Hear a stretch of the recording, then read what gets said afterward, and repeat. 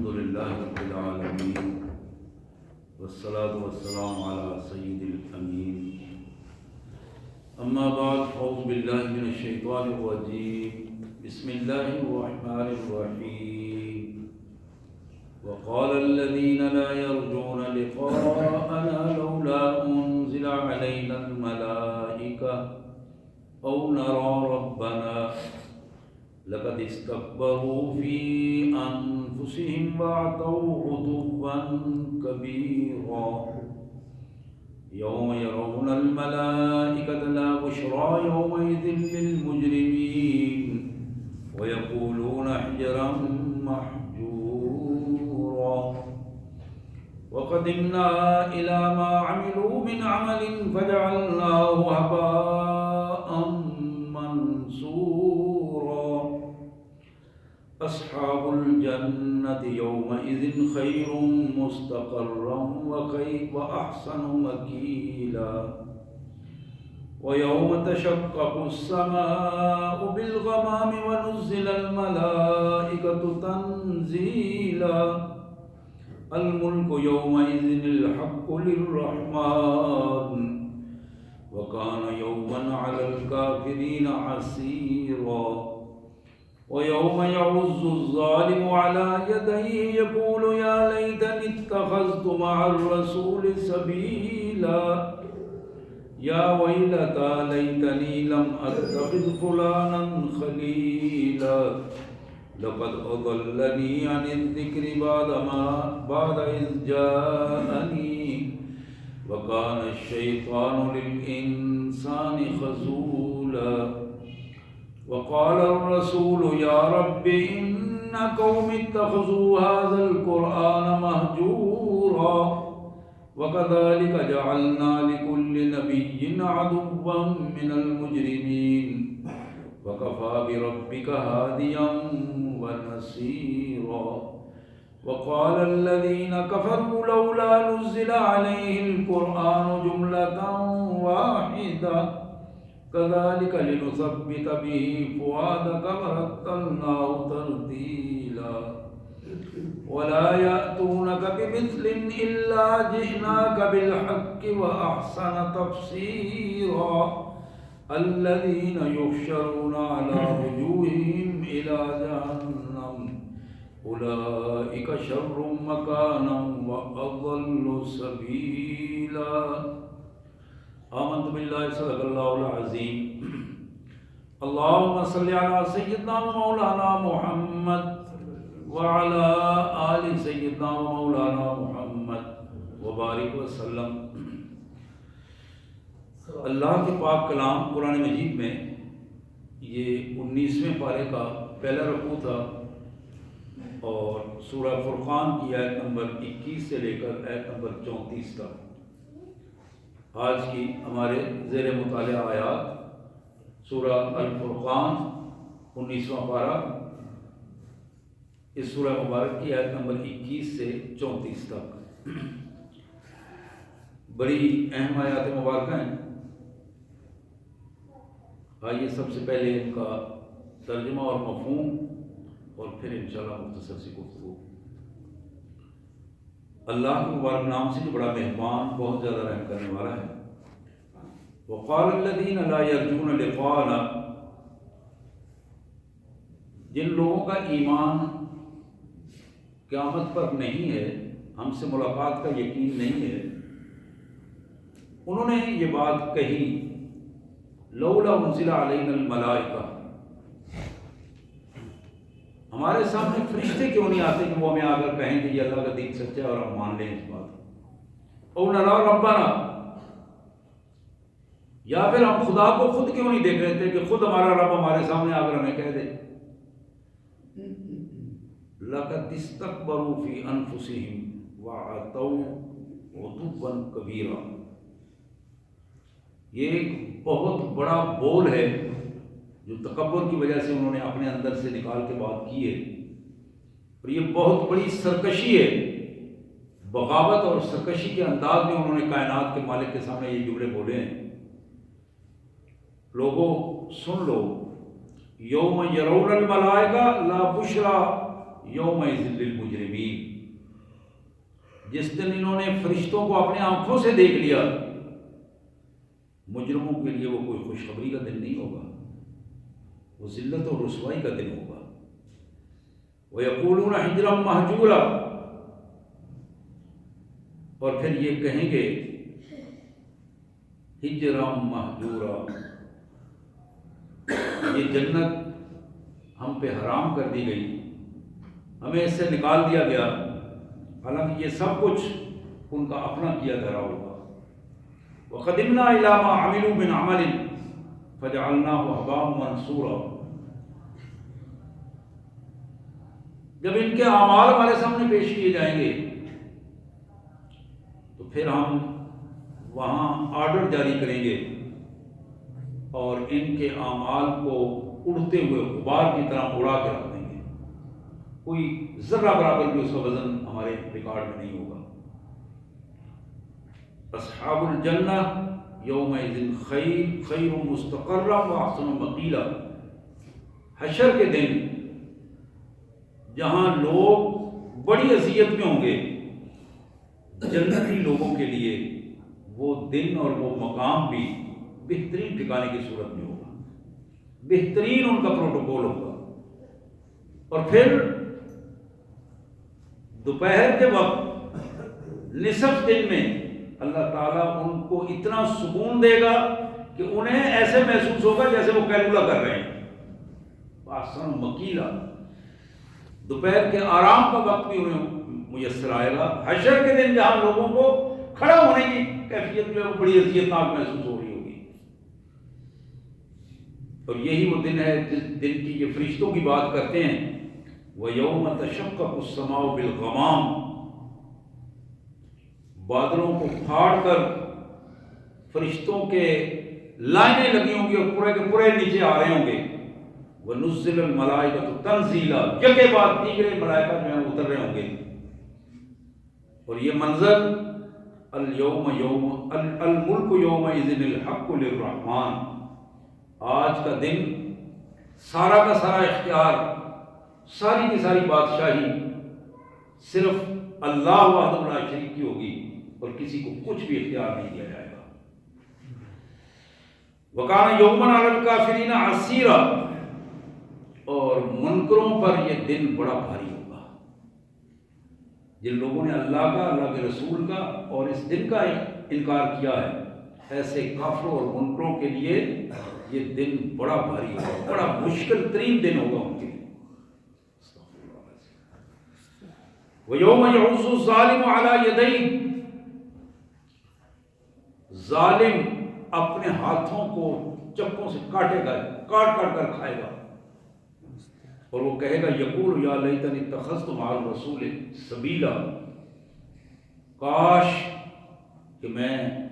محمد الرسول اللہ صلی اللہ علیہ وسلم کے راستے پر چلتا اور سنت کے راستے کو اپناتا،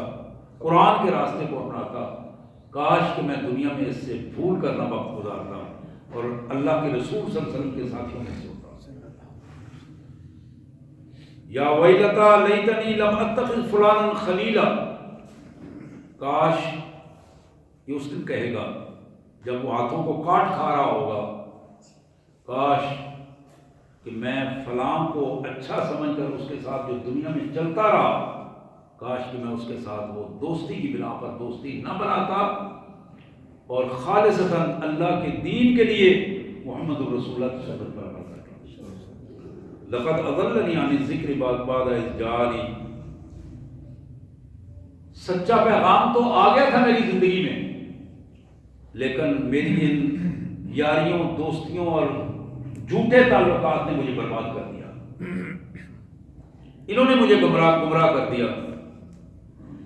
وَكَانَ الشَّيْطَانُ لِلْإِنسَانِ خَذُولًا، اور حقیقت یہ ہے شیطان تو انسان کو ذلت و رسوائیوں کے راستے میں اکیلا چھوڑ جانے والا ہے۔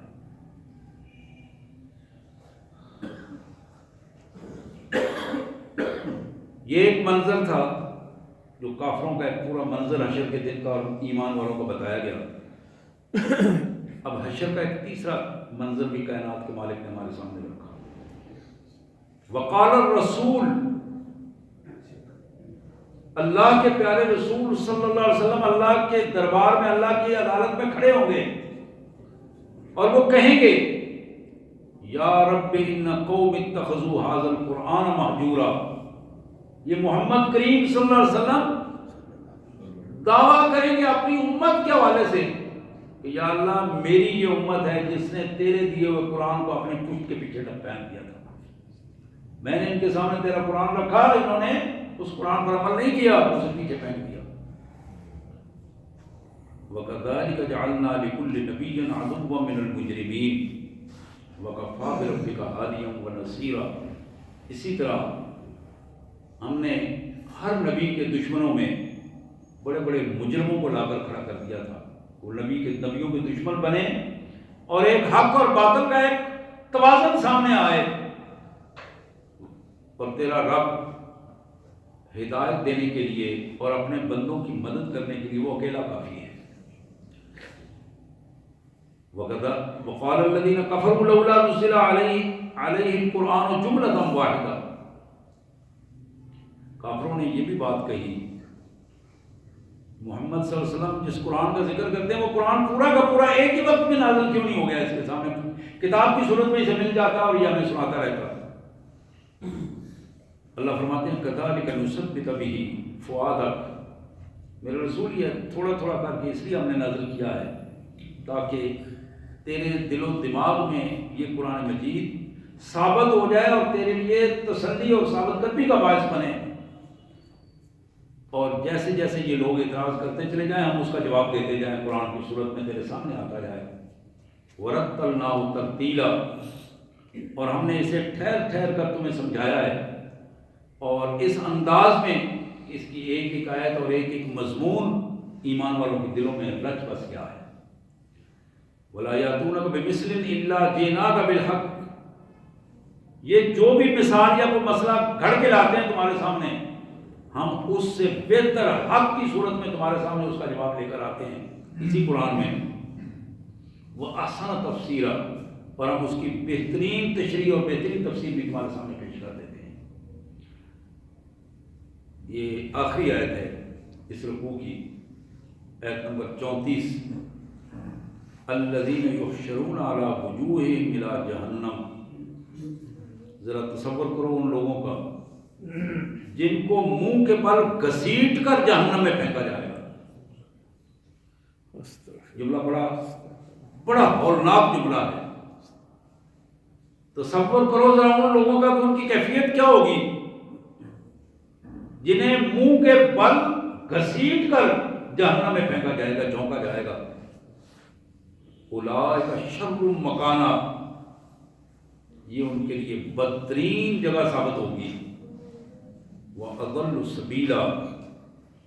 اور بدترین راستہ جو گمراہی کا راستہ انہیں چنا تھا اس کا بدترین بدلہ بھی یہ ان کے لیے ثابت ہوگا۔ نستغفر اللہ ونتوب الیک، نستغفر اللہ ونتوب الیک، اللہم انا نسألک الجنہ ونعوذ بک من النار، یا عزیز یا غفار یا ذی الجلال والاکرام۔ حضرات، یہ جو منظر قرآن نے آج کے ان آیات میں ہمارے سامنے رکھا ہے، دنیا سے شروع کر کے حشر کی کیفیات ہمیں بتائی گئی اور اس کے نتائج ہمارے سامنے رکھے گئے۔ دنیا میں دو گروہوں کا ذکر کیا گیا، ایک گروہ کافر اور منافق، یہ ایک ہی لائن میں ہے، اور دوسرا گروہ ایمان والوں کا گروہ ہے۔ کافروں اور منافقوں کی پوزیشن کیا ہے؟ لَقَدِ اسْتَكْبَرُوا فِي أَنفُسِهِمْ وَعَتَوْا عُتُوًّا كَبِيرًا۔ دو چیزیں انہوں نے اپنے اندر پال رکھی ہیں، ایک تو یہ ہے کہ اپنی بات کو کرتے ہوئے انہیں اس کا ادراک نہیں ہوتا، بڑے بڑے بول جاتے ہیں، جو ان کی حیثیت نہیں ہوتی اس سے بہت بڑھ کر بات کر جاتے ہیں۔ اور دوسری بات ان کی یہ ہے، یہ سرکشی میں آنے والا ہر لمحہ ان کی سرکشی میں اضافہ کرتا چلا جاتا ہے، آنے والا ہر لمحہ ان کی سرکشی میں اضافہ کرتا چلا جاتا ہے۔ انہی کافروں اور منافقوں کے حوالے سے اللہ کریم نے جو ارشاد فرمایا ہے، وَقَدِمْنَا إِلَىٰ مَا عَمِلُوا مِنْ عَمَلٍ فَجَعَلْنَاهُ هَبَاءً مَنْثُورًا، دنیا میں جو بڑے بڑے دعوے کرتے ہیں، دنیا میں بڑے بڑے دعووں کے ساتھ بڑے نتائج حاصل کرنے کی بات کرتے ہیں، وسائل کے ساتھ بڑے انعامات کی بات کرتے ہیں، ان کی پوزیشن یہ ہے کہ ساری زندگی کے جو اعمال ہمارے سامنے ان کے آئیں گے،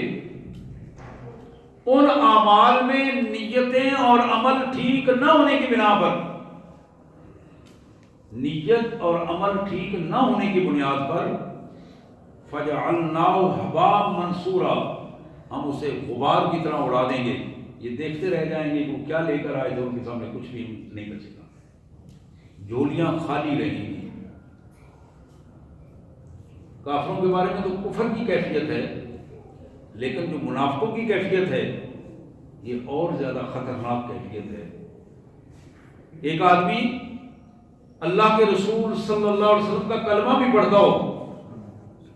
اور بظاہر اپنے آپ کو مسلمان بھی وہ کہتا ہو، لیکن اس کے اعمال دین کے مطابق نہ ہوں، اس کی زندگی دین کے مطابق ترتیب نہ پائے، اسی کا نام منافق ہے۔ جو کہتا تو اپنے آپ کو مسلمان ہو، لیکن اسے پتہ ہی نہ ہو کہ اسلام کیا ہوتا ہے اور مسلمان کیا ہوتا ہے، کافر اور مسلمان کے فرق کا ہی اسے اندازہ نہ ہو۔ جس ذات گرامی کو لا الہ الا اللہ کے نام سے اس نے کلمہ ادا کیا ہے، پڑھا ہے، اس الہ کا تعارف ہی اسے نہ ہو، اور اس تعارف نہ ہونے کی بنیاد پر اسے یہ اندازہ نہ ہو سکے کہ میرے مالک کیا چیز پسند کرتا ہے، کیا چیز ناپسند کرتا ہے، میرے کس رویے کو اللہ نے ناراضگی کا سبب قرار دیا اور کس رویے کو اللہ نے انعام کا سبب قرار دیا، کون سی چیز میرے لیے رحمت کا سبب ہے، کون سی چیز اللہ کے غضب کا سبب بنتی ہے۔ تو یہاں اسی کیفیت کو بتایا، فَجَعَلْنَاهُ هَبَاءً مَنْثُورًا، ہم گرد و غبار کی طرح ان کے اعمال کو جب سامنے اڑا دیں گے اور وہ دیکھتے رہ جائیں گے۔ نبی محترم صلی اللہ علیہ وسلم کی بڑی معروف ایک حدیث مبارک جو سیاستہ میں موجود ہے، ایک موقع پر آپ نے اپنے ساتھیوں سے فرمایا، أَتَدْرُونَ مَا الْمُفْلِسُ، یہ حدیث کئی دفعہ سنی آپ نے، میں یاد دہانی کے لیے پیش کر رہا ہوں۔ أَتَدْرُونَ مَا الْمُفْلِسُ، میرے ساتھیوں بھائیوں، جانتے ہو کہ مفلس کون ہے؟ کل قیامت کے دن میری امت کا فرد مفلس کون ہوگا؟ کون ایسا ہوگا جس کا متاع حیات لٹ جائے گا اور اس کے پاس کچھ نہیں بچے گا؟ وہ کون ہوگا؟ مفلس کون ہوگا؟ اور تم کس کو مفلس سمجھتے ہو؟ تو صحابہ نے عرض کیا، اللہ کے رسول صلی اللہ علیہ وسلم، المفلس فینا من لا درہم لہ ولا دینار لہ، ہم تو مفلس اس کو کہتے ہیں کہ جس کے پاس سونا چاندی نہ ہو، روپیہ پیسہ نہ ہو، کوئی مال و دولت نہ ہو، فقیر غریب مسکین ہو، کھانے کے لیے نہ ملے، پہننے کے لیے نہ ملے، وہ مفلس ہے۔ آپ نے فرمایا تم دنیا کی بات کر رہے ہو، آؤ میں تمہیں بتاؤں، میری امت کا وہ شخص قیامت کے دن بدترین اس مفلسی میں ہوگا جو اللہ کے حضور اس حالت میں آئے گا کہ وہ پہاڑ جتنی نیکیاں لے کر آئے گا، یعنی بہت نیکیاں لے کے آئے گا، اس نے نمازیں پڑھی ہوں گی، روزے رکھے ہوں گے، حج کیے ہوں گے، زکوٰۃ دی ہوگی، انفاق فی سبیل اللہ کیا ہوگا، ڈھیروں نیکیاں لے کر آئے گا، اور اسے یہ یقین ہوگا کہ میرے جتنی نیکیاں ہیں میں ضرور کامیاب ہو جاؤں گا۔ لیکن جب اللہ کے حضور اس کی نیکیوں کا ریکارڈ پیش کیا جائے گا تو پھر انسانوں کی ایک لائن لگ جائے گی، عروق میں رہنے والے انسانوں کی لائن عروق ہی کے لوگوں کے خلاف اٹھ کے کھڑے ہو جائیں گے، یا اللہ اس بندے نے میرا حق مارا تھا، میں نے بڑی کوشش کی دنیا میں لینے کی، اس نے مجھے نہیں دیا، یہ طاقتور تھا، میں کمزور تھا، میں اس کے ساتھ لڑ نہیں سکتا تھا، طاقت سے اس سے واپس نہیں لے سکتا تھا، اس نے اپنی طاقت سے مجھے دبا لیا تھا، اس کی برادری بڑی تھی، اس نے مجھے بڑا دبا دیا تھا، اس کے اختیارات زیادہ تھے، وسائل زیادہ تھے، اب میرا حق لے کے دیں، میں سچی عدالت میں کھڑا ہوں، مہربانی کریں میرا حق اس میرے بھائی سے لے کے دیں۔ اللہ فرماتے ہیں اس کی نیکیوں میں سے اٹھا کر اس بندے کو نیکیاں دے دی جائیں گی جس کے ساتھ اس نے دنیا میں زیادتی کی ہوگی، دنیا میں جس کا حق مارا ہوگا۔ حضور فرماتے ہیں کہ کچھ لوگ ایسے بھی وہاں کھڑے ہوں گے جو کہیں گے یا اللہ کریم میں بڑا کمزور تھا،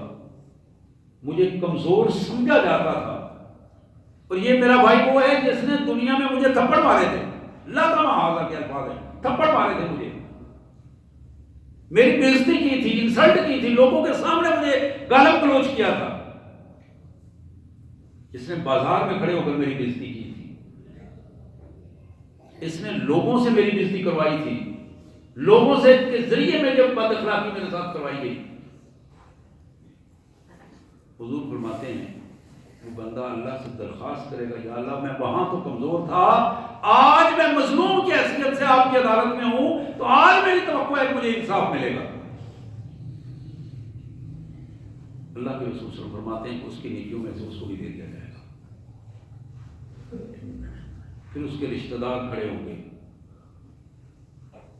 پھر مظلومین کھڑے ہوں گے، ایک لائن بنی ہوگی۔ میرے آقا فرماتے ہیں اور بڑے درد سے یہ بات کر رہے ہیں کہ میری امت کا وہ مفلس جو ڈھیروں نیکیاں لے کر آئے گا اور اس کے غلط رویوں کی وجہ سے وہ ڈھیروں نیکیاں لوگوں میں تقسیم ہو جائیں گی اور اس کے پاس کچھ نہیں بچے گا۔ اور اس سے اگلا نتیجہ کیا ہے کہ جب نیکیاں ختم ہو جائیں گی تو لوگوں کی غلطیاں، لوگوں کے جرائم، لوگوں کے گناہ اٹھا کر وہ لوگ اس بات پر راضی ہو جائیں گے کہ ہمارے گناہ اس پر ڈال دیے جائیں، تو پھر بھی ہم اس کو معاف کر دیں گے۔ وہ گناہ اٹھا کر اس کے اوپر ڈالے جائیں گے۔ اور آخری جملہ جو آپ نے فرمایا میرے ساتھیوں، میری امت کا وہ مفلس شخص ہوگا، ہزاروں ڈھیروں نیکیاں لانے کے باوجود اس کو کھینچ کر گھسیٹ کر جہنم میں پھینک دیا جائے گا، کوئی نیکی نہیں بچے گی، لوگوں کے گناہوں کا بوجھ اس پر ڈال دیا جائے گا، اس لیے کہ دنیا میں اس نے لوگوں کے ساتھ ظلم کیے تھے، دنیا میں اس کے ظلم زبان سے بھی تھے، ہاتھ سے بھی تھے، نظروں سے بھی تھے، بدکاریوں میں سے تھے، بے حیائیوں میں سے بھی تھے، عزتوں کے رولنے میں سے بھی تھے، دوسرے کی عزتوں کا تحفظ نہ کرنے کے حوالے سے بھی تھے۔ ایک ایک چیز میں اس مفلس اور اس ظالم شخص نے لوگوں کی جہاں مال و دولت کو تاراج کیا ہوگا، جہاں حقوق کو تاراج کیا ہوگا، وہاں عزتوں کو پامال کیا ہوگا،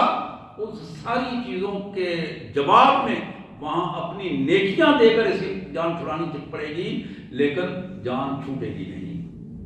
حضور فرماتے ہیں کہ ابھی لوگوں کی لائن لگی ہوگی، اس لائن والے دیکھ رہے ہوں گے اور یہ لوگوں کے گناہوں کے بوجھ تلے دب جائے گا، اٹھا کر جہنم میں پھینک دیا جائے گا، اور لوگ پھر اسی طرح خاموش ہو جائیں گے۔ تدرون من المفلس۔ میرے پیارے بھائیوں، اس پہ غور کریں، میرے لیے بھی قابل غور بات ہے، آپ کے لیے بھی بڑی قابل غور بات ہے، اور بڑی اہم پوزیشن ہے یہ کہ کل ہم اپنے اللہ کے حضور کس سطح کی جواب دہی کے لیے کھڑے ہوں گے اور کیسے کھڑے ہوں گے۔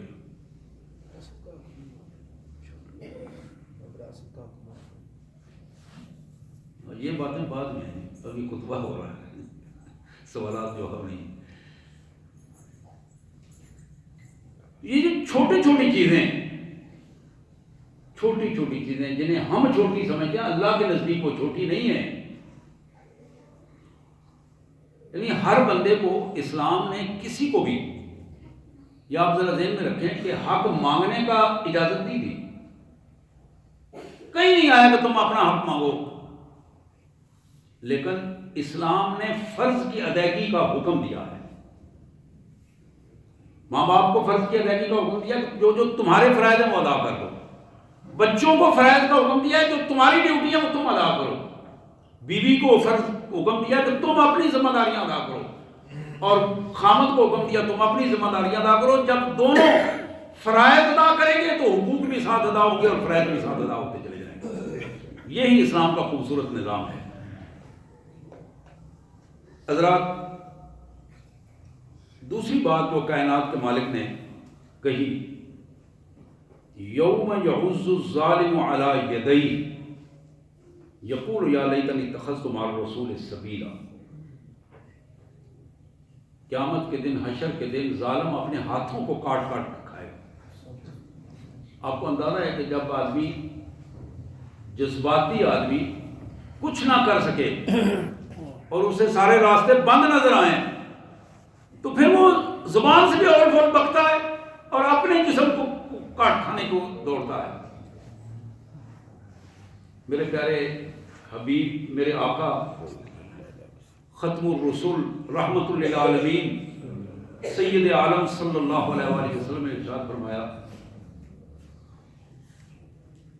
ان من شر الناس یوم القیامہ عبد منزلۃ عذب آخرتہ بدنیا غیرہ. لوگوں، پورے حشر میں جہاں ساری کائنات ہوگی ان میں سب سے بدترین آدمی نتائج کے اعتبار سے وہ ہوگا جس نے دوسرے کی دنیا بنانے کے لیے اپنی آخرت بگاڑ دی.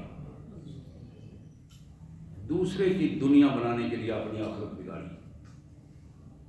بڑی جملہ ایک ہے لیکن کمال کا جملہ ہے. آپ جہاں جہاں اس کو تجزیہ کرتے چلے جائیں آپ کو اس کا اندازہ ہوتا چلا جائے گا، بخوبی اندازہ ہوتا چلا جائے گا کہ انسان کہاں کہاں دنیا دوسروں کی بناتا ہے اور تباہی اپنے لیے لے کے آتا ہے.